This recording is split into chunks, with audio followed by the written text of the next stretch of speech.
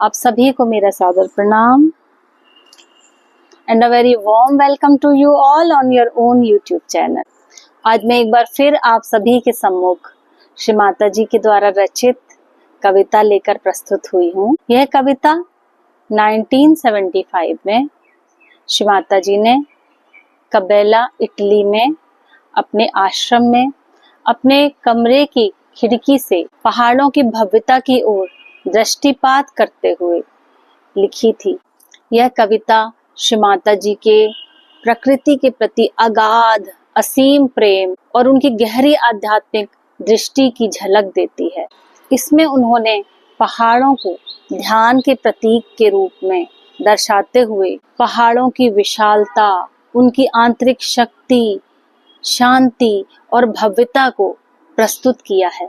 इस कविता में श्री माता जी ने पहाड़ों के द्वारा मिलने वाली आत्मिक और आंतरिक शांति को पूर्ण हृदय से रचित किया है। यह कविता इंग्लिश भाषा में लिखित है, तो आइए सर्वप्रथम हम इंग्लिश भाषा में इस कविता का पाठ करते हैं, उसके बाद हम हिंदी में ट्रांसलेट करेंगे। जैसे मैंने आपको बताया था कि इस कविता का टाइटल है, शीर्षक है माउंटेन।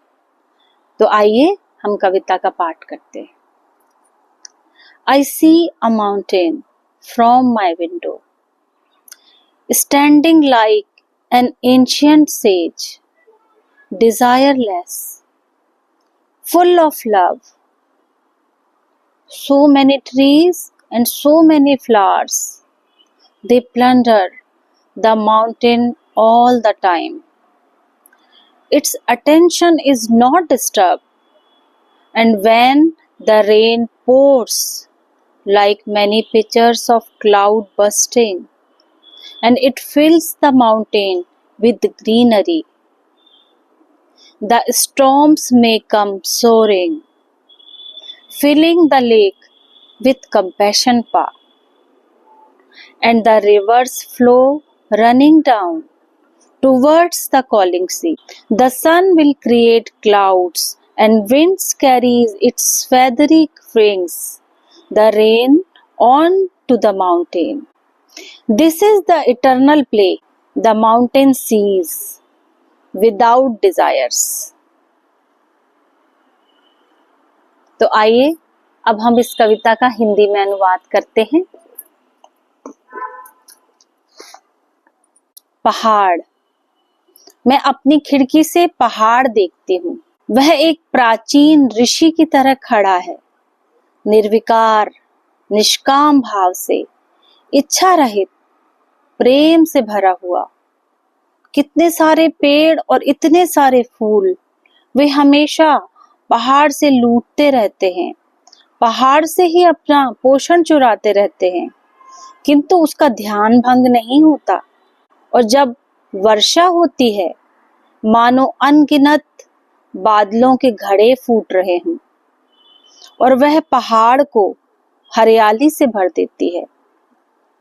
तूफान गरजता हुआ आता है, झील को करुणा से भर देता है और नदियां आकर्षित होकर बहती हुई बुलाते हुए समुद्र की ओर दौड़ती हैं। सूर्य बादल बनाता है और हवा अपने पंखों पर बारिश को पहाड़ तक ले जाती है। यह एक शाश्वत लीला है जिसे पहाड़ निर्विकार भाव से देखता है।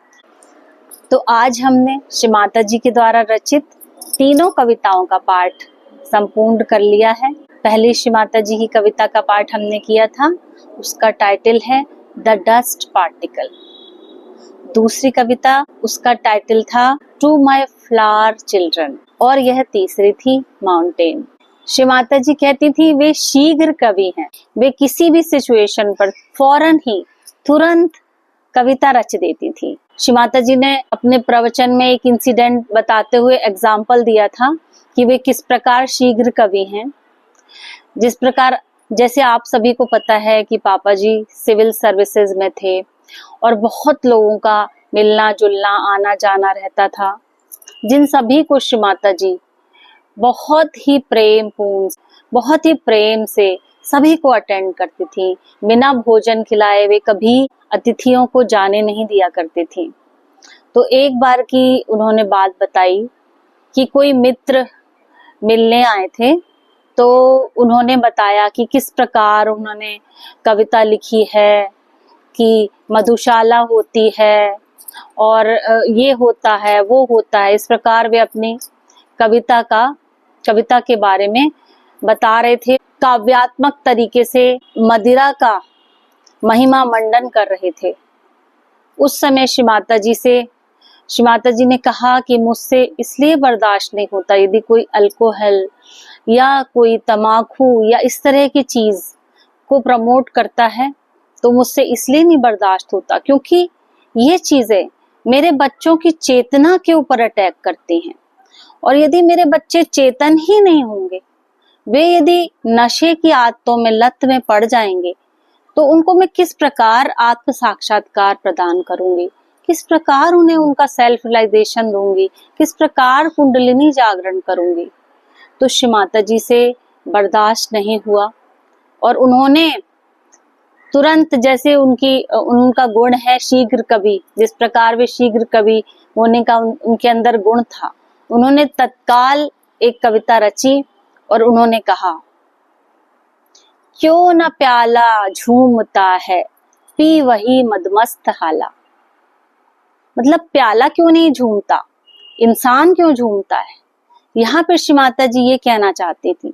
श्री माता जी ने हमेशा अपने प्रवचनों में ये कहा है कि अल्कोहल का जो रचना है वो परमात्मा ने इसलिए करी थी कि जिससे वो पॉलिश के लिए यूज हो सके।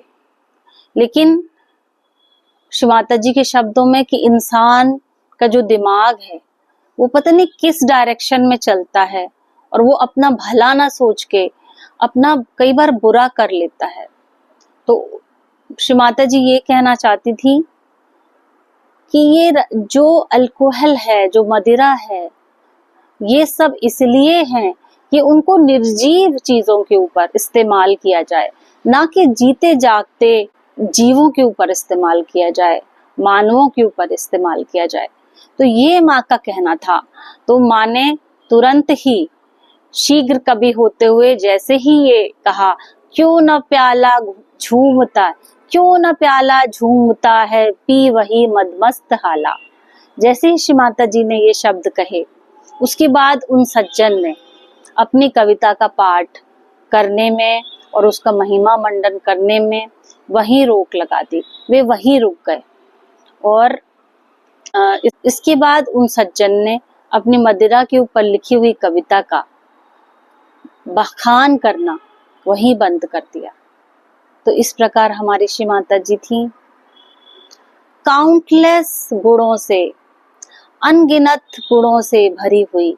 वो इतना बिजी हो गई अपने बच्चों को रियलाइजेशन देने में, साक्षात्कार देने में, कि उनके अन्य गुण जो थे वो थोड़े से बैकग्राउंड में चले गए।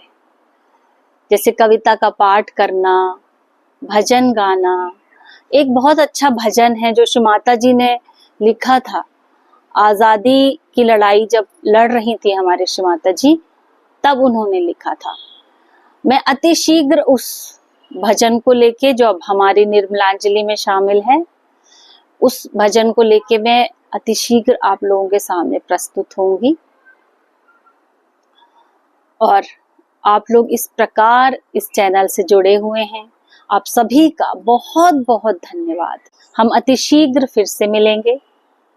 जय श्री माता जी।